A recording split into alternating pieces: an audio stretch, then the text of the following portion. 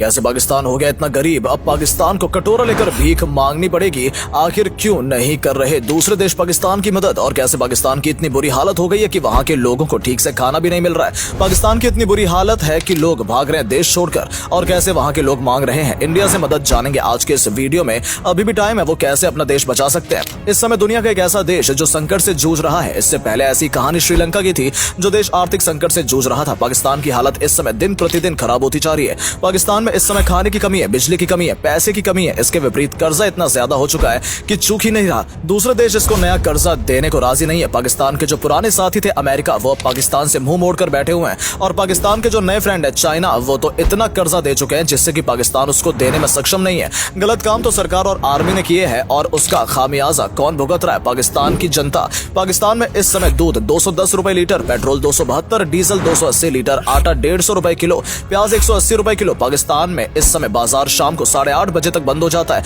जिससे थोड़ी बिजली भी बच सके, लेकिन इसके बावजूद बिजली बच नहीं रही है। पाकिस्तान बड़े बड़े पावर कट लगा रहे हैं, जिससे कि लोगों को अंधेरे में जिंदगी बितानी पड़ रही है। पाकिस्तान का फोटेक्स रिजर्व 3 मिलियन से भी नीचे चला गया है, जिससे कि पाकिस्तान के 16 दिन के और पैसे बचे हैं। कर्जा चुकाने के लिए नया कर्जा लेना पड़ेगा, जो कोई दे नहीं रहा। पाकिस्तान के पूर्व प्रधानमंत्री इमरान खान खुद कह रहे हैं कि पाकिस्तान भीख का कटोरा हाथ में लिए जगह जगह घूम रहा है, और कोई भीख भी नहीं दे रहा है। आखिर ऐसा क्या हुआ कि पाकिस्तान की हालत इतनी ज्यादा खराब हो गई? पाकिस्तान के साथ जो हुआ है वो क्लासिक एग्जाम्पल इकोनॉमिक और फाइनेंशियली फेलियर का है।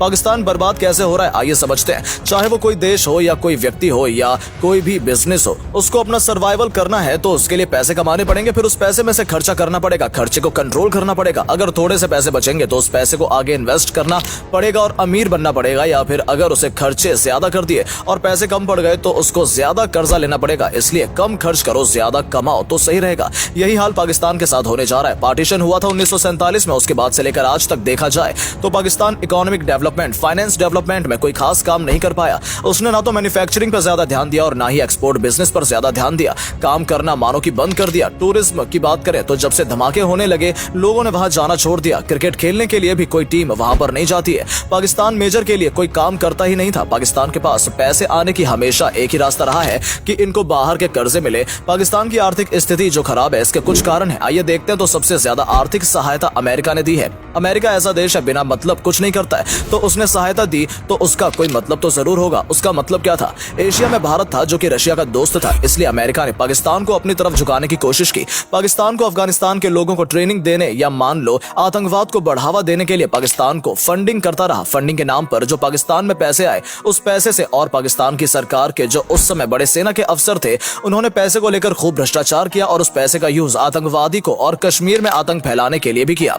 लेकिन जब सोवियत वाली वॉर खत्म हो गई तो अमेरिका ने पैसे देने से मना कर दिया।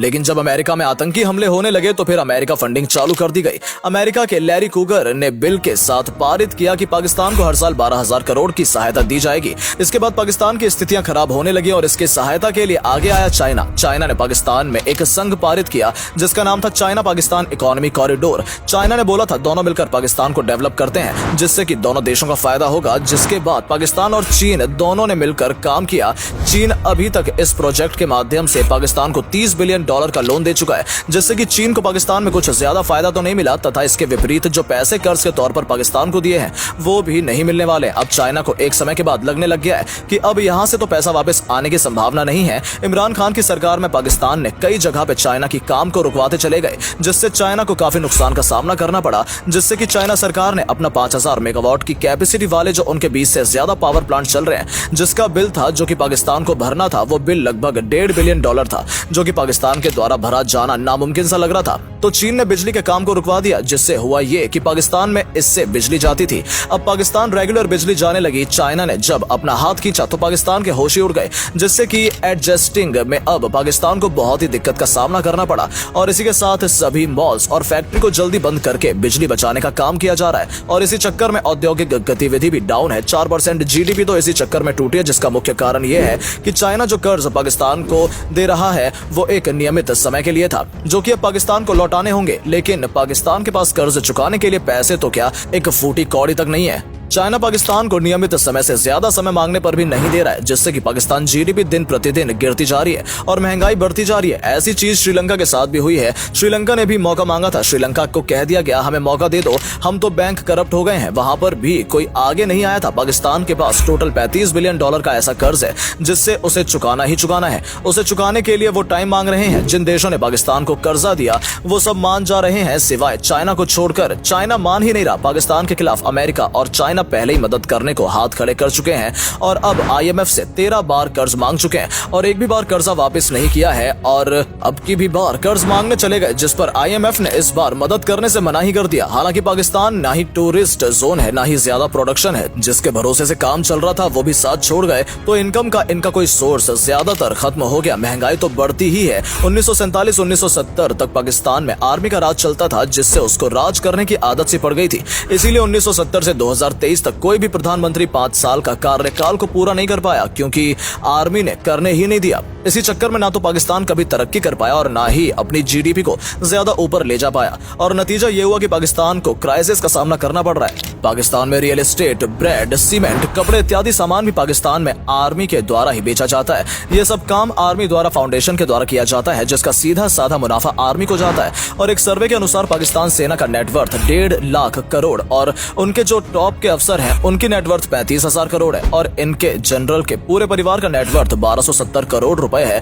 तो इससे साफ जाहिर होता है कि आर्मी या नेता देश के लिए कुछ तो कर नहीं रहे, लेकिन आम जनता और देश का पैसा लूटकर अपने आप को अमीर कर रहे हैं। इससे हुआ ये कि देश का फंड ही कम हो गया और देश का फॉरेक्स है जो कि दूसरे देश के सामने भीख मांगता है। पाकिस्तान के पास जो टोटल बजट आता है तो कर्जा इतना है कि उसमें से 35 से 40% तो कर्जा ब्याज देने में ही निकल जाता है। बचता 60% है जिसमें देश नहीं चल पाता। तो पाकिस्तान फिर से कर्जा लेता और कर्जे में पाकिस्तान दबता चला गया, जिससे कि पाकिस्तान करेंसी भी गिरती चली गई और आज के समय पाकिस्तान की करेंसी $1 के बराबर 231 पाकिस्तानी रुपया हो गया है, जिससे कि पाकिस्तान की इंपॉर्टेंस वैसे भी महंगी हो गई है। तेल तो महंगा ही था, खाने वाली चीज भी महंगी होती चली गई, जिससे कि पाकिस्तान इन्फ्लेशन बढ़ता ही गया, जो आज के समय में 38% तक चला गया है, जिससे पाकिस्तान मेडिसिन इंपोर्ट भी नहीं कर पा रहा है, जिससे कि लोगों को काफी दिक्कतों का सामना करना पड़ रहा है। इस हालत में बाहर निकलने के लिए पाकिस्तान ने IMF का रास्ता रुख किया, जिससे IMF तो पाकिस्तान को कर्ज देगा लेकिन बहुत सी शर्त भी रख दिया, जिसमें कि उनकी शर्त है कि जो आर्मी की 15% जो बजट है उसमें कमी, आम जनता पर टैक्स, आम जनता को दिए जाने वाले सब्सिडी को बंद करना।